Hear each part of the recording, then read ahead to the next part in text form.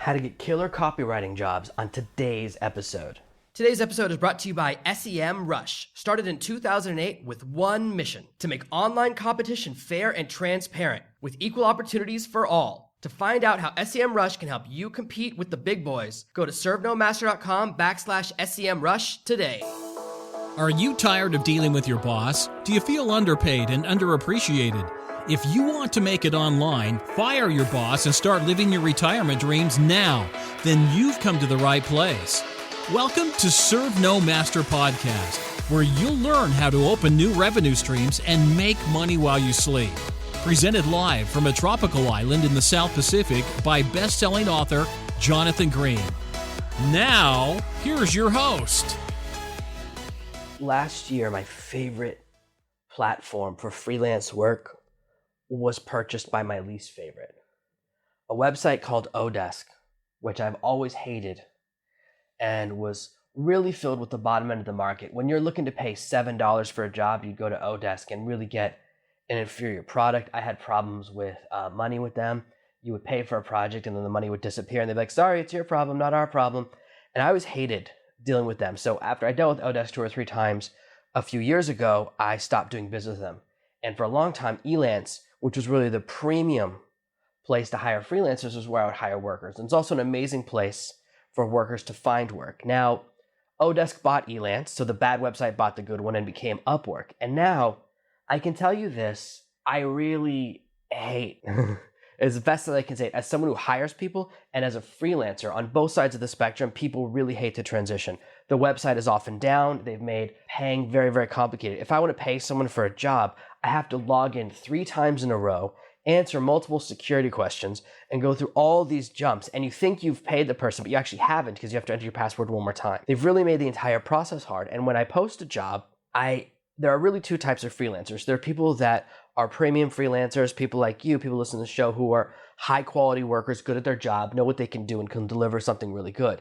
And then you have a large group of freelancers who will reply to every job, even if they can't do it, and they just try to get that initial payment released before you realize they're totally unqualified.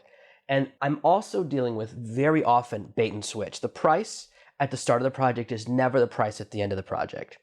And that's something you constantly have to deal with. So someone, for example, I posted for a graphics job. I said, here's what I'm looking for. Here's the exact task. Someone responded with a bid and I accepted their bid.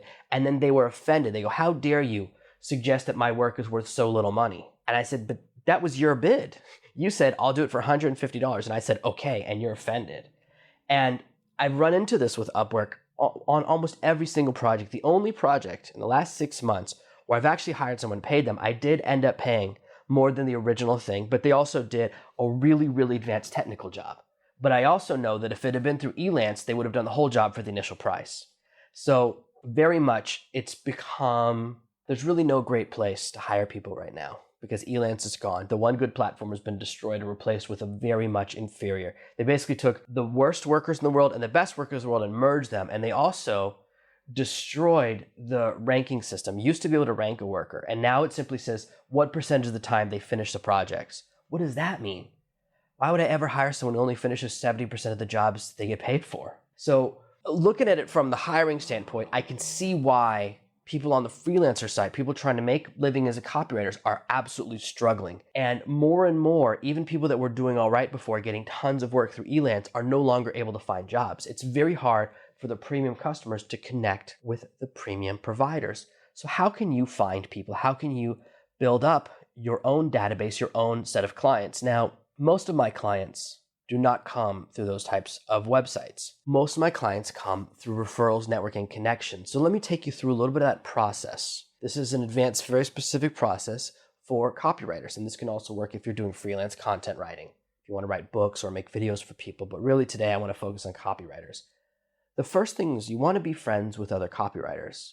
Here's what happens. I know probably 20 to 30 copywriters on a first name basis that I talk to on Skype, or I talk to on Facebook at least once a year. Some of them I talk to every week. But I have a circle of friends that are all copywriters. And the highest level copywriter, I have a friend who's at least $20,000 a project to get him on the phone. What happens when someone with a $10,000 budget calls him? They say, hey buddy, I've got a $10,000 budget. He goes, oh, that's lower than what I do. What he'll then do is say, but I have a friend who charges 10. And then what happens if you approach that friend who charges 10 and your budget is $7,500? Well, he says, oh, that's too low for me, but I have someone who'll do it for 5,000. And so having friends who are other copywriters, they're not competition. There's so much work right now for copywriters that there's always extra work to go around. I always have more work than I can do for projects. I haven't taken on a new project in almost 2 months, the first time I've ever gone this long without accepting any new projects, because I'm still working on stuff that I took way back in the summer. And this is how you build it. So people in my circle will come to me with projects. I'll say, oh, it's not right for me, but I know someone. And when you get into the circle of referrals, some amazing things happen. So how can you make friends with these types of people? How can you make friends and connect and network with these types of people? And there's a couple places that you can start. There's groups like Facebook groups for writers and copywriters. And my friends run several groups that are pretty good where people have post and accept copywriting jobs all the time. And that's a good place to start, but really making connections, you want to be more than digital. See, I have people, like I said, I have close friends and far away friends. And the far away friends are people that I've only met online. And the close friends, the people that I will really offer jobs to, are people that I met through someone in person or I met them in person.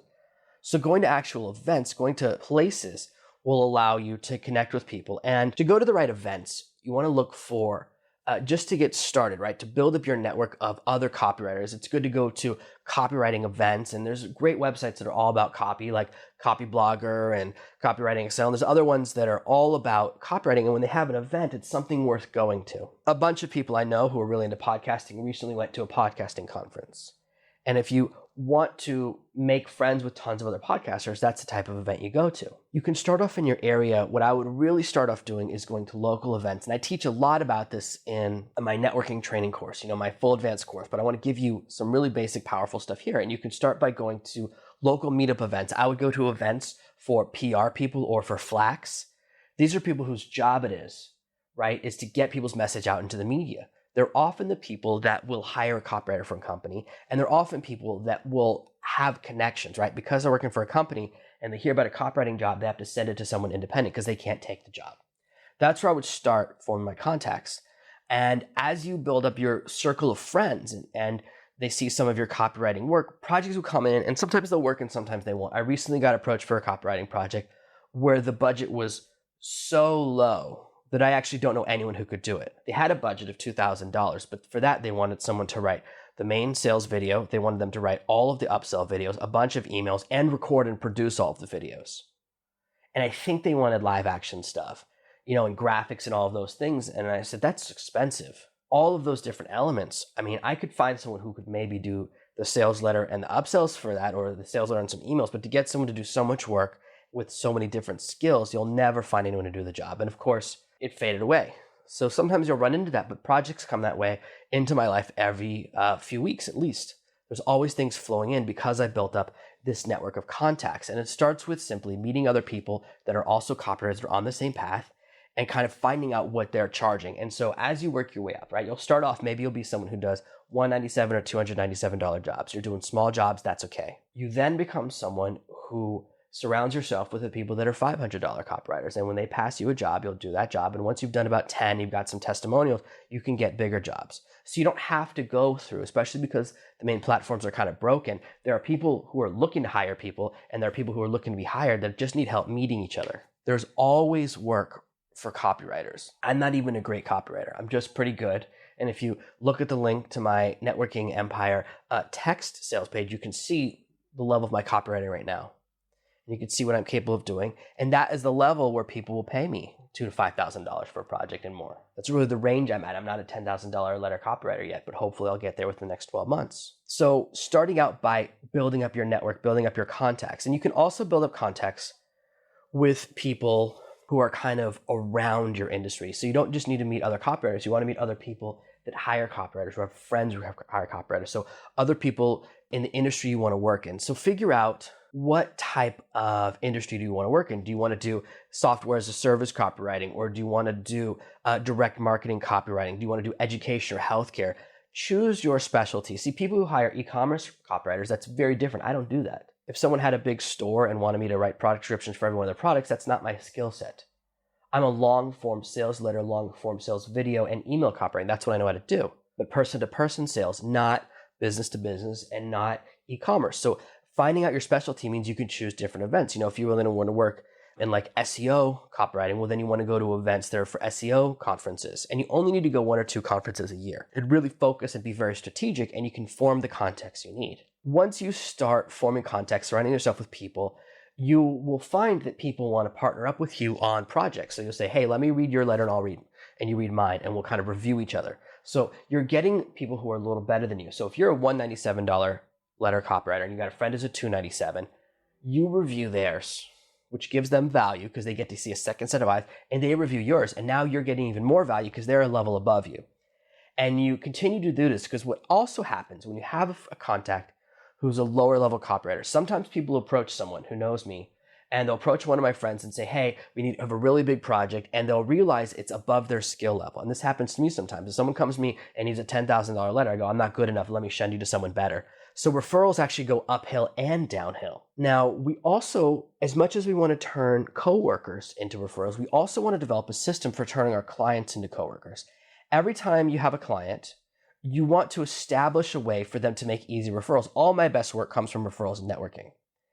And so the way to do that is you create a template email or an automated email that you send out that is kind of your template. So you don't have to write it from scratch every time, but you want it to be very similar, because for most clients, it's always the same thing. Like, it was so great working with you on the project about X, and you put in the name of the project. It was really great working with you on that project about the fitness sales letter. I'm so glad we worked together. I'm really glad you're happy with the results. My business really depends upon referral and recommendations. I work for myself, and it's all about giving a client a great experience. I'm really happy you had a great experience, and if there's ever anything more I can do for you, I'm always there for you. But it also would mean a lot to me if you know anyone or you ever run into a referral you can send my way. Here's my contact info. Or you could even send them a link and say, hey, if you know someone who's interested in a copywriter, and you send them and it's a link to your portfolio page, right? So back in the day when I was doing more and more of this, I had a website called jonathangreen.me. I don't own it anymore. I stopped using it because it was too silly. But I would be like jonathangreen.me, and the homepage was all my referral stuff. So it was all my testimonials and great things about my writing, and you can see my portfolio. So you can make a simple website and say, hey, if you know anyone who, and you can just give them this link. It's very valuable. And you say, thank you so much for working with you. I'm so excited that your sales letter is converting at 4% or whatever that is. And this will keep you in their minds, right? You want to mention any of the positive things, like, oh, I'm so glad I was able to deliver your project in less than 7 days. All of those good things. Now, you can also say that as a final push, right? As a final bonus, like, because you're one of my premium customers, I always want to keep that in mind. So then, every time you send me a referral, if you send, for any referral comes in and decides to work with me, I'll give you 10% off your next project as a way of saying thank you for spreading the word and helping me maintain my business. It means a lot to me, and I like to reward my premium customers. So it's really simple and very valuable to have a simple template like that. And that will get people to send you lots and lots of referrals. The more actions you take to drive referrals into your life, the better. And you can use a similar template as well with other copywriters. Like, hey, if you know anyone who's looking for someone on a project, or just let me know, throw me any work. I can tell you right now that I hire copywriters all the time. As much as I take high-level projects, I have copywriters work with me all the time, and I'm constantly have little projects and big projects. So I'm on both sides of the fence. Sometimes people come to me and say, hey, help me find someone to hire. So I'm on both sides of it, and I have a lot of experience. And I can tell you that copywriting is a skill. The more you develop and hone the skill, the more you can really take control of your business. I was just having a very important meeting last night with one of my top clients. One of my biggest clients is someone I worked with on a lot of different freelance projects. And actually, I'm working with them less and less because more and more of my own projects are growing. But I like to maintain those relationships. And we were talking about a mutual friend who developed a product about 2 years ago. It was actually, I built a product for someone, and they never released it because he never wrote the copy for it. He kept running into roadblocks. He tried to hire someone, the person didn't do a good job. They tried to hire someone else, constantly trying to hire discount copywriters. And, when I offered to do the job, he didn't, couldn't afford my rates and didn't want to give up a percentage, which, if you can't afford the flat rate, you got to do a percentage. You got to do something. I need a taste of the action. So after all of this time, 2 years, right, investing thousands of dollars, he's probably invested between $5,000 and $10,000 in this project. It's never been released. And it's because he can't write his own copy. When you can't write copy, it's a really big limitation. And it's a monster that I faced for a very long time. If you listen to some previous episodes, I've talked about how before I couldn't write copy. It was always my greatest limitation. It's one of the reasons that I worked with many, many partners over the years. And even now, I'm still trying to get better and better and better and better at copywriting. I'm not perfect. I have to constantly work to improve it. I'm always going through copywriting courses and looking at ideas and reading stories to help improve my story writing skills, because copy, so much of that is about weaving a story that people connect with. So what I want you to do is really develop a plan for building your business as a copywriter. In previous lessons, we've talked about, in the past, we talked about copywriting and finding work, about how you can get work through Fiverr, get work through the Warrior Forum and some other websites like that, where you can post an ad saying, I'm a new copywriter and I'm willing to do a job in exchange for a testimonial. So you do a couple of free jobs and you say, hey, here's my rate, $4.97, but I'm willing to do 60% off, for the first 10 people.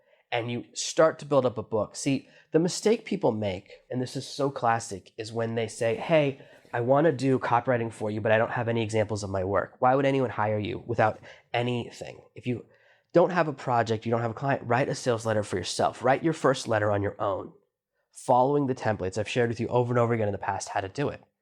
You have to have that initial portfolio. So when if you say, oh, I listened to this episode and all of it's awesome, but I don't have any examples of my work, I've never written a sales letter and email for anyone else, you got to start there. Even if you don't have a client, start by creating a fake one as a demo. When I first started selling SEO, I had no clients. I made 3 websites, NashvilleConstruction.org, NashvilleContractor.net, and I think NashvilleLimousine.org, something like that. And I made all 3 of them number 1, and I made miniature websites that were just squeeze page websites to prove what I could do. And I tracked their rankings, and I had all these graphics to say, here's 3 projects I've worked on. And you can go look at the website and see them. So you can make a website that's for a client that doesn't really exist, or a product that doesn't really exist. And that's okay. People can then see your work. It's not about whether or not it's real or any of those things. You say, here's an example of my work. And the stuff around it, making it look like a real website, that's just about a little bit of putting a website around it. That's just a little bit of sizzle. That's just adding a little something to it to make it exciting. So they go, oh, okay, I get what's going on here. I like the look. Some people, some copywriters I've talked to in the past, they're all about sending you a Word document as their example. They never want you to see a graphical version of their work. They make it very clear. For some copywriters, it's very, very important that that they'll write the text, but they don't help with the graphics at all. It's very important, and they'll say it to you 5 or 10 times when you're negotiating with them. If you're not like that, then people will like you more if you don't have to be annoying all the time. No one really expects their copywriters to do all the formatting, so you don't have to constantly tell people that you don't. But I find that low-level copywriters like to tell me that a lot. So normally, if someone's hiring, you have to hire the copywriter to write, then you hire a graphics person to convert the copy into something that looks nice. That's pretty normal, and I've done that a lot in the past, especially when you're doing low-ticket projects. You're paying $200 or $300 for copy and then $200 or $300 for the graphics. So people around that range, that's what they're used to doing. If your example page, and if you look at any of my examples, right, all the examples I can show you are real live sales pages, so they all have tons of graphics, and people will respond to those more. Sometimes when people see just a letter, like here's an email that's just a big 30-page Word document that's an example of one of my projects, people don't really respond to it, because guess what? That's not how the audience is going to see it anyways. So taking the time to make it look like a live page will add a lot of value to it. And you can start to present yourself in a very positive way. You want to have a strong portfolio for any field you go into. I get this question all the time. I want to do some demo articles. What should I write them about? What should I do a sales letter demo about? Here's an idea. Just find something really successful and write your own version of a sales letter for that same product. You can go, here's my version of a sales letter for P90X. Fine. That's perfect, right? People can say, okay, I get it. I know that product. It's very famous. It's on Amazon, everywhere else. It's on TV. Here's what your sales letter would look like. And it can be very simple. Say, I did a demo one for this. The real thing is just do one about anything. The problem is not writing a sales letter for the wrong demo. The problem is that you're not doing it. Anytime you find an excuse for an action, it's going to hold you back. And I know we're kind of meandering, but I'm really trying to help you succeed as a copywriter. It's one of the fastest ways to make money online. It's one of the easiest ways to make money. And as you start building your own business, the ability to write copy will determine whether or not you control your destiny. As I said, my friend, after 2 years, my mutual friend, he hasn't made one penny from a project that he's invested nearly $10,000 in, because he can't write his own copy. He has all of these other issues as part of the project, right? There's other problems with it. It's not the only problem, but that one simple ability, if he could write good copy on his own, the project would be live and making money now. So that limitation right there holds it back. Take action. Start taking these little steps. Don't let your lack of clients keep you from getting more clients. You can go to a meetup event every night for the next 7 nights this week and just start making contacts. It's the same strategy I talk about when I talk about in local consulting millionaires, getting local SEO clients, getting local businesses. You go to the exact same type of events and meet all the local marketers. And here's what you do, okay? Go to the local small entrepreneurs meetup group and ask each of them to let you see their website. And they'll all have terrible websites. They always do. They always have the worst looking websites in the world and they have terrible copy. And that's why their businesses are all struggling. You go, hey, why don't you let me do the copy on your website? Let me improve the words on your website so that it works even better. And when you make more money, make more sales, at the next meeting, you can give me a referral, or you can do a testimonial for me and shoot a video saying how great I was or something. So you can actually get local people to face-to-face say, yeah, I'll let you do free work in exchange for a testimonial. And that's all you got to do. You can start building stuff just by taking action. You could have your first client. Yeah, it's a non-paying client, but so what? You could have your first client tonight simply by going out there and taking action. Depending upon third-party websites to provide you with work is risky because you're not in control of your destiny. All those people who are making an amazing living working for Elance and are now making nothing because their destiny was controlled by a single vendor. See, when they merged all the websites together, there's nothing, you couldn't stop it. I, as a customer, said, please don't do it. Let me keep hiring people through this website. And they said, no, we have a vision for merging all the premium workers with all the low quality workers and destroying all the records so people can't tell who they're hiring. And I don't know if the business will succeed or fail. I'm sure it's going to probably do okay because people need the service, but the quality is definitely down to the floor. I have never heard anyone say, oh, I'm so happy with the change. Everyone I know is looking for a new alternative. So the problem is letting someone else control your destiny. If you get all of your work through a single third-party source, whether it's a website or a single referral or anything, if something happens to it and it's outside your control, you can lose your whole business. This is why you want to diversify and build up a large network. See, I get a lot of work through referrals, but that's because I have a network around me of over 500 people that know me. It's not from a network of 3 people or a network of 20 people. It's very diversified. I have a lot of clients and a lot of contacts, a lot of projects that come through networking, but they don't come through the same middle person. They always come from different people. So I want you to be very proactive. And if you want to learn more about networking, take a second and look at my page where I talk all about networking, how you can build your own networking empire. It really is the key business accelerator. There are many ways to make money online, but when you add in strong networking, you can really turbocharge your efforts. And strong networking, strong referrals, and building up your portfolio now are some of the key steps to making a killing as a copywriter. Thank you for listening to this week's episode of Serve No Master. Make sure you subscribe so you never miss another episode. We'll be back tomorrow with more tips and tactics on how to escape that rat race. Head over to servenomaster.com/podcasts now for your chance to win a free copy of Jonathan's bestseller, Serve No Master. All you have to do is leave a 5-star review of this podcast. See you tomorrow. Thank you for listening to the Serve No Master podcast. Head over to servenomaster.com/podcasts right now to find out how you can win a free copy of my brand new book.